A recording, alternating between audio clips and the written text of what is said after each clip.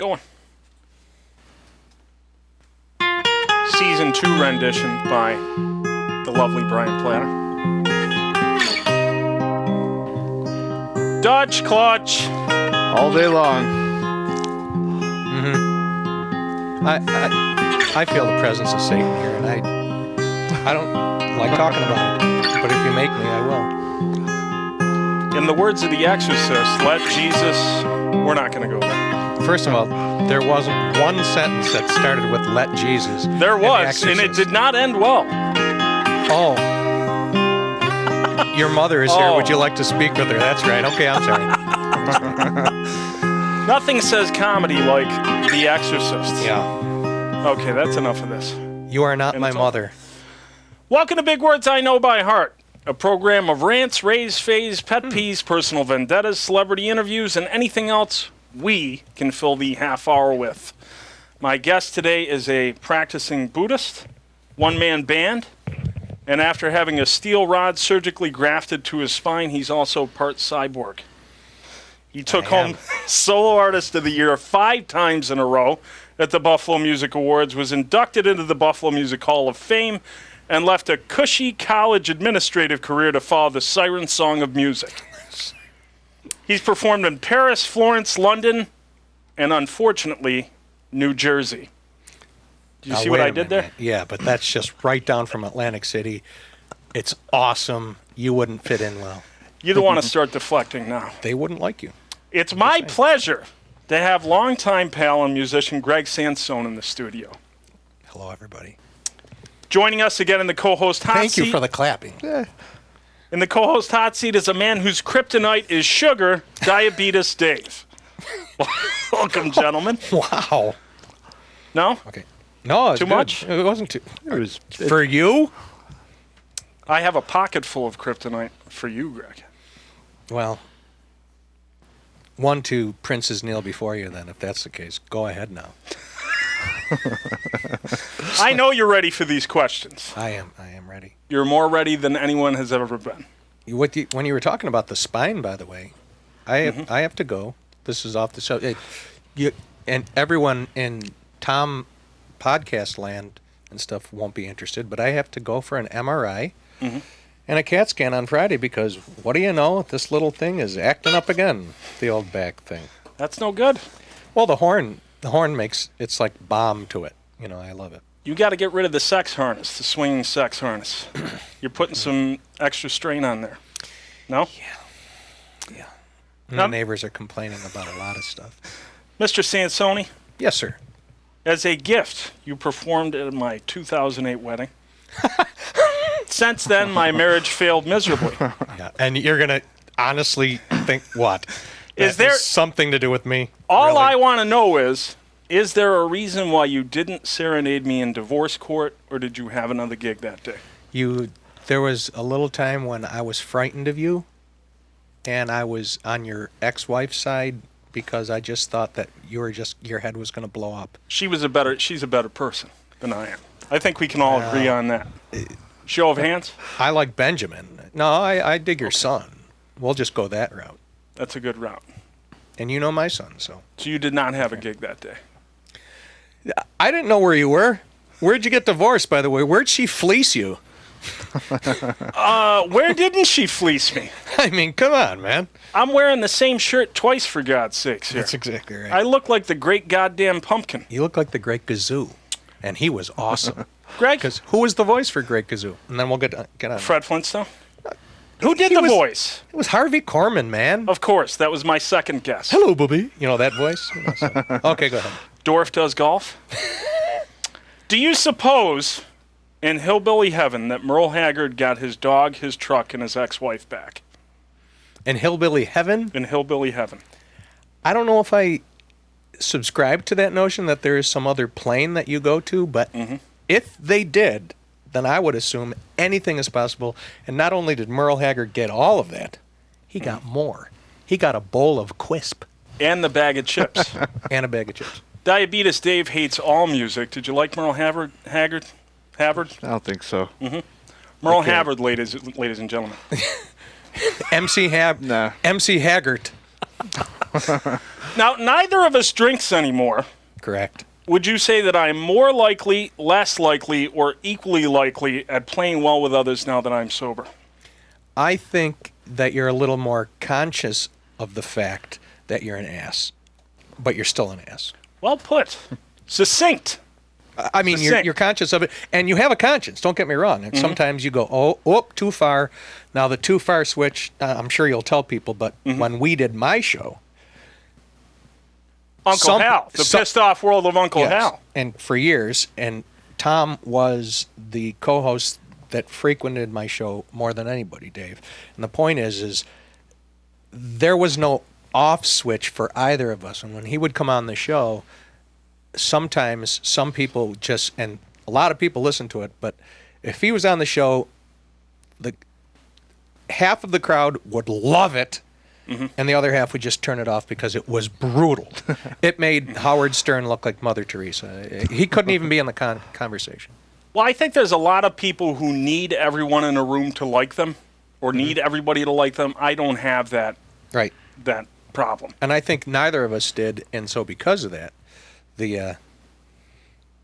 I mean, it was very creative, don't get me wrong. I mean, you made me laugh more than anyone over that microphone. I mean, both of us would spit up, and then we'd go for more. Those were the salad days, my friend. They were. They were magical. I like when you can bring up some type of humor early in the show and then later do it full circle. You bring it back around? Well, you're always in circles. You are. You're not wrong. Well, that's what I'm saying. I'm not going to... Dave, come on. Be quiet. I can't help it. You gotta... Let's let the rest of us speak, Dave. That's what I'm pretty good at. You and Wilford Brimley. Yeah. Wilford Brimley. You like that? Alive? Talk about a guy that I really liked in movies and stuff like that, and then not only did he do oatmeal commercials, but he talked about the diabetes. He talked about, because there was loads of that diabetes going around. Diabetes is going around. So he was talking about that and insurance, and then he was like an unbelievable right-wing guy. That's okay. No, you were the most liberal conservative I've ever met. Okay? Let's get back on track. Okay, let's go. I'm sorry. You attract an all-ages crowd these days at your performances. You packed him in at Mr. Bill's a week ago. Dear God. I was very blessed for that, but go ahead. Has anyone in attendance thrown their dust-caked barren ovaries at you during a concert? Is that... And do you embrace your moniker as the Pied Piper of Cougars?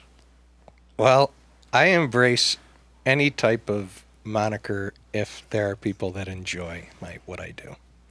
So, and it's funny that you should say it, because you of all people were there, and I mean, when I first met you, I think in Buffalo, I'd only been playing out probably 6 months or something, and because I played, before I moved to Buffalo, and so the demographics of the shows were substantially different. But now it's, you got kids, you've got older women staking out tables, all ages. The older women, they're wonderful people. A number of the people that come to the show, Dave, I'll explain it to you so even you understand. He's going to school you, Dave. I'm going to school you on this. No, the point is that I don't bite the hand that feeds me. Let's put things in perspective. This isn't pediatric oncology.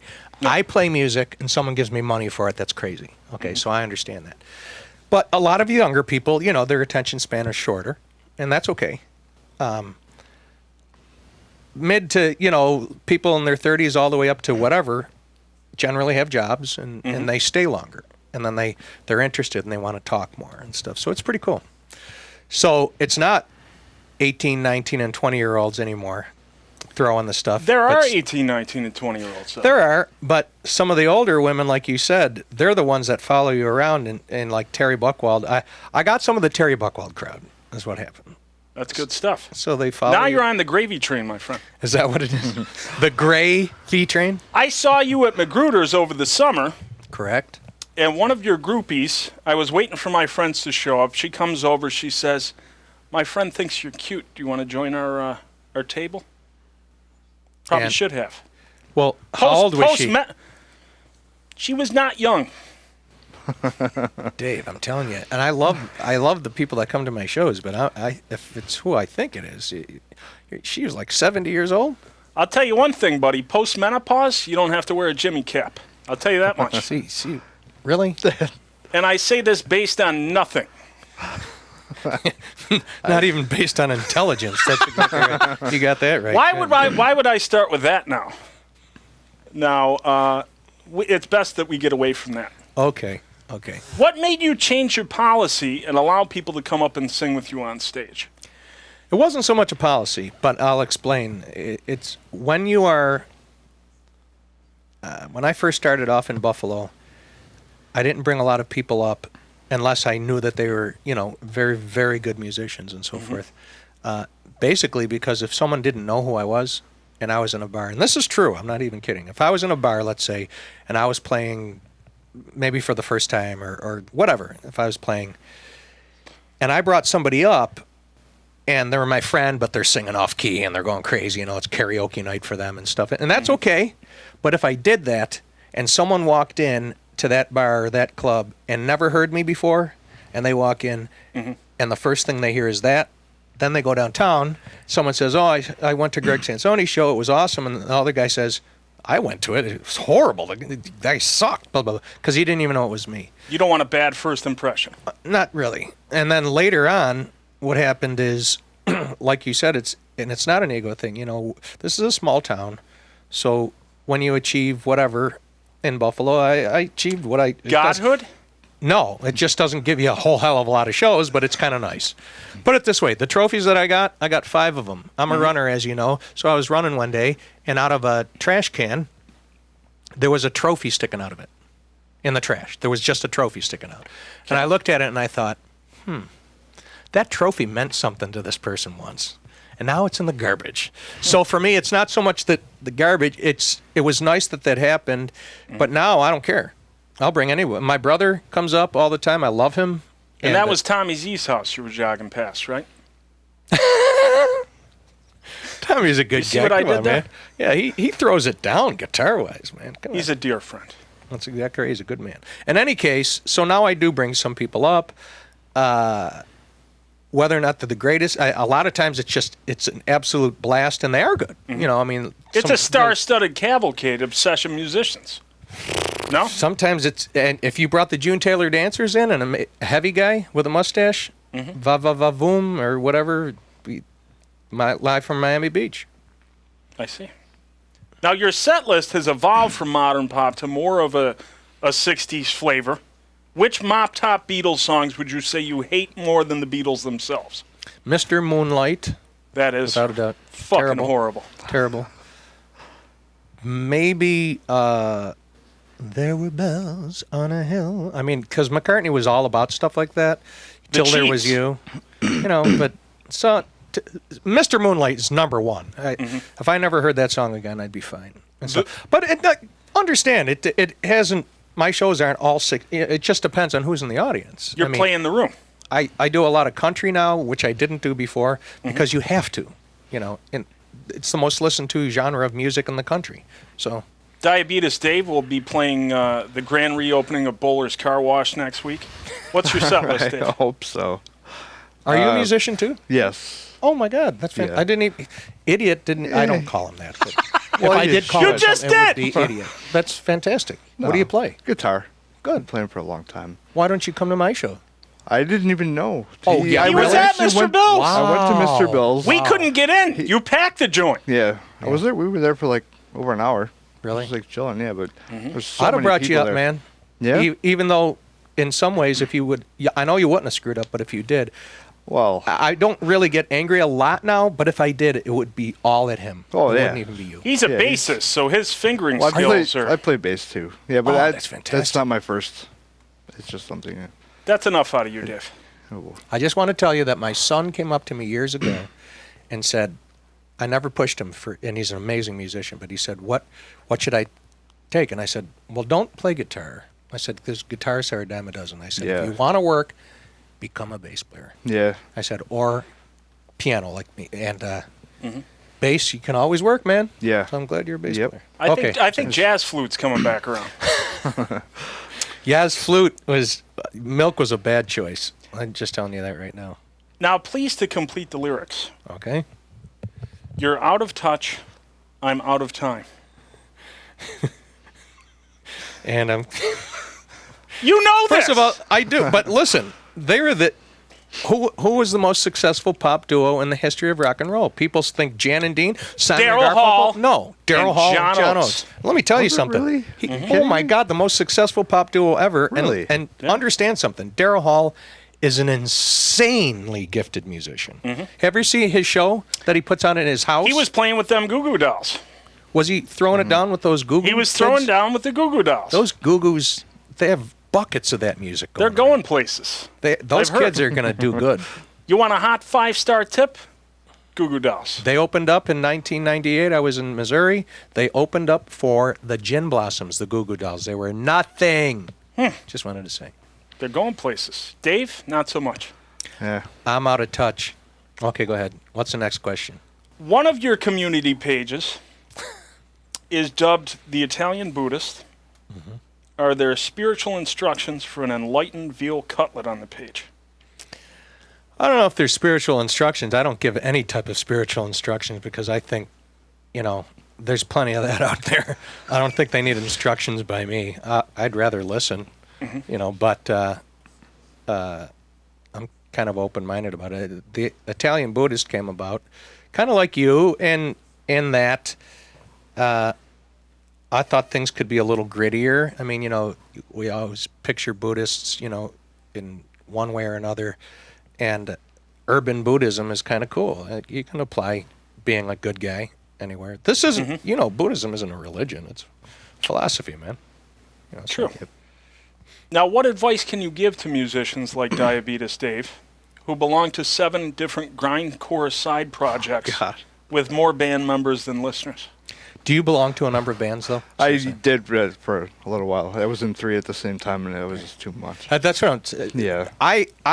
If you are happy doing that, and I'm serious, I would never tell anyone that, I would do it this way. Never. I would never do that. If you're happy doing it, that's fantastic. But for me and a number of my friends that I know, and most of the ones that I've seen as successful, would never be in a bunch of bands at the same time. It's just too much. Yeah. Well, I learned that. If you're a session musician, that's one thing. But Yeah. I've seen, like you were talking about, where, I'm in this band, I'm in this band, I'm in this band. If there was a guy in my band that was like that, I'd cut him. I wouldn't even want him. Yeah. No, I totally understand that. Like, But was it a like- girl band? Were you in a boy band? no. You weren't in a boy band? What, No. Tom? What's up with that? Why wasn't he should in a be. boy band? I couldn't get He's on marketable. key. Boys to, I got the girls. Joey Fatone thing going here. Like, I could sell that. The fact that you even know his name is awesome to me. I love that. Fatone. I love that. Yeah, Joey Fatone or Fatoni or. In this competitive climate, Greg, how do you compete against young upstarts like Lenny Revelle when he offers same show, permanent press, dry cleaning during his gigs? Well, I think they're awesome. More power to them. I really, if my life kind of depended, if my happiness was dependent on whether or not somebody else was doing something, whatever. I'm just happy. But that's why I called Ed Honick. I called and his assistant Dave. Is that his name? Yes. Dave. That sales guy. Years ago, after I'd won my 5th award, I called him up and I said I quit. Did you ever hear this story? You set the precedent. I said I quit. And he said, what are you talking about? I said, I don't want to be on anymore. I said, they're voting out of habit. They're not even voting because, I deserve it. I said, it's just habit. I said, plus, and this is I'm not feigning humility. There were a lot of guys in my category that were awesome, that deserved it more than me. So Now, you told me before we started taping that Kevin McCarthy looks like a Muppet when he sings. Is that true? First of all, if that's what you want to tell people, that's awesome. But We Dave, love you, I Kevin. want to tell you that I would never say that about my buddy Kevin, because he's one of my closest friends in the business, and he's an awesome guy. But when he sings, he looks like a basket of socks. No, I have no idea. just wanted to say that. Kevin, I'm serious. I love you. You know that. We all love you. I look like Curious George. Look at my ears. Look like a taxi with the doors open, for God's sake. This one is for Dave. Dave, Lay it on me. are you with me? Yeah, Go base boy. more or less. Did your mother get Oh, the jeez. What? You don't even know what I'm going to say. When you do a question, boy. did your mother? It could Come on. go anywhere. I'm sticking up for the kid. Did your mother get the personalized gift card I sent her after I accidentally gave her hepatitis B through B12? Loads of it. It's filled to the brim with that hepatitis stuff. How do I even approach that question? Like, Old To Rusty. be fair, the CDC had her cordoned off anyways. Yeah, it was good. Did you use Old Rusty? That's what I used to call that syringe that you'd bring to the house. God. Old. Greg, through the magic of carbon dating, a team of scientists discovered that you turned 55 last week. Can you believe it? I mean, Dave, come on. That's crazy. Are you mainlining the cerebral fluids from Dick Clark's corpse to maintain your youthfully boyish good looks, or sustaining yourself with the booty juice of younger women? I have let myself go gray on the side, so I look like Reed Richards, first of all. Nice. I don't stretch like Reed Richards. Because are you like us, the comic? Oh, you, yeah. yeah. 100%. Yeah, Yeah. I'm insane. We're all insane about it. Carpet But, master and drapes? I would love to have a whole other show about Manscaping? Superman, versus, oh boy. I Batman like- versus Superman. That was a good movie. I saw it. I'll see every one of them. I saw Eric Yeah. Bana when he was Hulk. Please. So please. I saw the first Daredevil. I mean, okay? Oh. And I love Daredevil. Any We'd case. all like to unsee it. Yes. Exactly. Yeah. Well, Ed Norton was great. But in any case, and I liked Ed Norton when he was on the Honeymooners. Hey. So what's your secret? My secret is I say that I look like a superhero, but I don't stretch like him. That's the first thing. Secondly, I don't drink, I don't smoke, I don't do drugs, I'm a runner, and I'm a vegetarian. But more appropriately, because Dave's looking at me like, God, what a loser. He's so boring. My dad is 81, and he looks like he's about 80. No, he looks like he's about 65. It's great. It's in the genes. I don't know. It's cool. It runs in the family. It does run in the family. You describe yourself as a peacenik. Well, okay. Do you practice the flower power? And are you able to levitate the Pentagon with the power of positive thinking? I can't levitate anything other than sometimes my mood.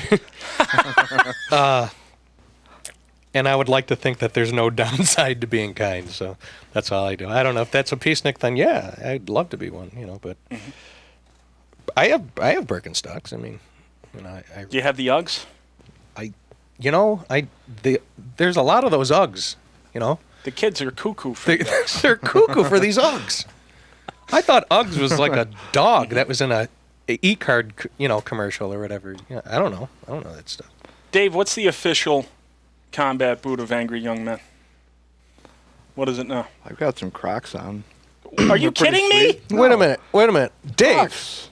Let me see this. Crocs. And I'm a nice person. Yeah. Okay, I have Crocs and stuff like that, but Wow. he said, what is the foot attire for angry young men? And you said Crocs? I think it is Crocs. It's Doc Martens No. or something, No. man. It's a nap work boot, isn't it? It's a steel-toed something or other. Neil Toad. Yeah, but that was like 90s. I knew Neil Toad. 90s, so now it's going in the other direction. Yeah. Crocs. Because guys are comfortable doing whatever they want now. Yeah, and they're so easy to put on and off. I don't have to tie anything. They're I'm free so bone. incredibly They got their lazy that- man Dude, buns. I have the Crocs. I dig them. Yeah. I have a couple pair. They're fantastic. I won't wear 'em. I'm wearing some under my shirt right now. Are those They're small. But Are those oops I crap my pants? that was a good commercial. Do you remember the commercials on my show that you and I Yes. would do? They were fantastic, weren't they? We I have missed the show. the Tom Waters bookmobile. You can still find some of the Uncle Hal episodes on the Internet Archive at internetarchive.org. Is it really? Is it called Internet Archive? I'm not kidding. internetarchive.org. I took the time to upload some of our podcast shows Did on you there. really? They're up there forever, my friend. Oh boy, Uh-oh. Oh, Are we getting a call? we were, but I am canceling this thing right out right now. Okay. Good. You stopped eating meat over a decade ago. Does this mean that the elusive bearded clam is off the menu? Oh, there we go. I'm quick, as you know. I would like to say I was your mentor for a little while, but I wasn't, because you. Sure, you were. No, you for maybe this podcast stuff, but for the insanity and everything like that, both of us would have been a therapist's dream. Do you remember the? Well, you would do Crazy But True News, but you would just bring it full circle, because there were these Arabic women that were nurses in Great Britain, and they quit, or they said that they were going to quit because they didn't want to move their burqa up to reveal skin, and they had to, work in a hospital. You have to scrub up. Just be advised that the 2000s were one big blackout for me. And me, and I wasn't even drinking. That's true. They were emotional blackouts. You frightened me in many ways. You hurt my feelings during my show. You had emotional blackouts. I'm an emotional cripple. Everything's been established. Right. Yeah. Well, as far as the bearded, what did you say? What was the question about? Is bearded clam off the menu now that you're a vegetarian? Anything that's got clam, someone will say, "Hey, you're a vegetarian." I go, "Yeah," and they go, "Oh, do you eat salmon?" And I go, "What part of salmon is vegetable?" And they go, "Well, my brother is a vegetarian and he eats salmon." I go, "Well, you can eat a Filipino boy, but that's not going to make you a vegetarian." How about what did that mean, Dave? Dave, what did that mean? What does it mean, Dave? I'm not going there. Just help me out. That's When you see me going down the road like that, help me. Okay, that's the co-host's job. It is the co-host. I am job. a terrible co-host. You know this. You're doing just fine. Dave, you're awesome. Dave, let's bring it around to you. Oh, great. After accidentally and disastrously dating one of your exes, can you supply me with a pillow book of all your previous paramours, including psych evaluations? I'm not trying to downplay Dave, but Dave, do you know what a paramour is? It's okay have if an you don't. idea. No, It's a bang maid. It's Okay, there you go. Kind of illicit somewhat, too, a little shady. you would have. Well, you don't drink anymore, so that helps a lot. When you Please be honest. I'm just saying that and some angry video gaming. Definitely. If we're going to share the Makes you same forget woman, everything. Dave, it's not gay if it's a three-way. Right? Wow. Let's take that next step. Well, he'd be in a blackout, so he wouldn't even care, or no. But go ahead. That's all right. Because you can drink. I was used to sleep I've with given up my right. I You used can to do it, sleep Dave. with his wife all the time. Awesome. So we're technically there already. I shouldn't have been the only one having lousy sex. You know what? And I don't know why I cut to you for that, Greg. You know what? She could. I know, but she was really upset a lot of times. He was upset with her. I'm not even going to bring it up, so go ahead. We've had a lot of fun, folks. And I want you to know that Greg is a dear friend of mine, so please stay tuned for the bonus clips. Greg is going to be performing some music here. And Okay. I wish we had time to talk to Chuck McGruff. I wanted to. Chuck McGruff, for those, is my son, and he's one of the funniest people I know, and he loves Tom's sense of humor. He is, I mean, Dave is like buckets of excitement. Oh, but yeah. I think I was just boring. You were great. I don't know, Dave. Let's lay down some No. plugs, old friend. This is boring. Where are you going to be playing, This is- Greg?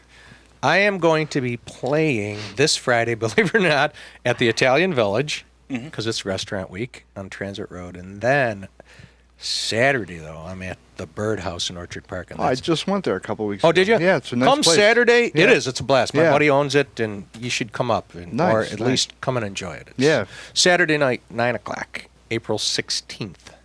Dave, you're at McDonald's Playland next week? Oh, yeah. You kidding me?